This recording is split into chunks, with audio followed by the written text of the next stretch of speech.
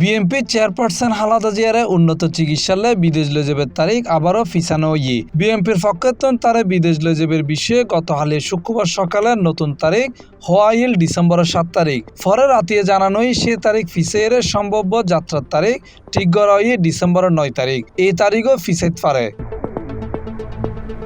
খালেদা জিয়ার চিকিৎসা ও বিদেশ পাঠানোর বিষয়ে অবগত একখান সূত্রে জানা গিয়ে খালেদা জিয়ার শারীরিক অবস্থার বিবেচনা করে তারে বিদেশ পাঠানোর পরিকল্পনা আরো 2 দিন ফিসের ডিসেম্বরের 9 তারিখ করা তবে তার যাত্রার বিষয়গান নির্ভর করে তার শারীরিক অবস্থা ও চিকিৎসকদের সিদ্ধান্তের উপরে।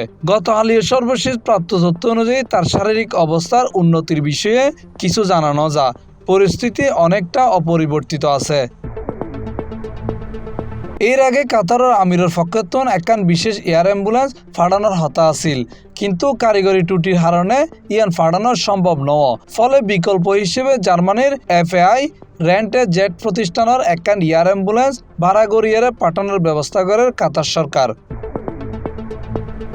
ইন্দি শাশুড়ি খালেদা জিয়ার নিবেলে দেশতৈশী তারেক রহমানের স্ত্রী ডাক্তার জুবাইদা রহমান শুক্রবার 2 দফা খালেদা জিয়ারে দেখতে যায় হাসপাতালত। এই সময় তিনি হতা হয়ে চিকিৎসকের লগে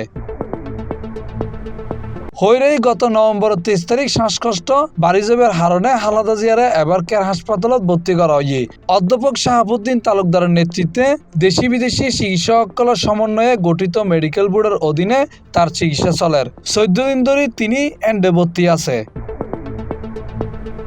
C+ টিভি, চট্টগ্রাম।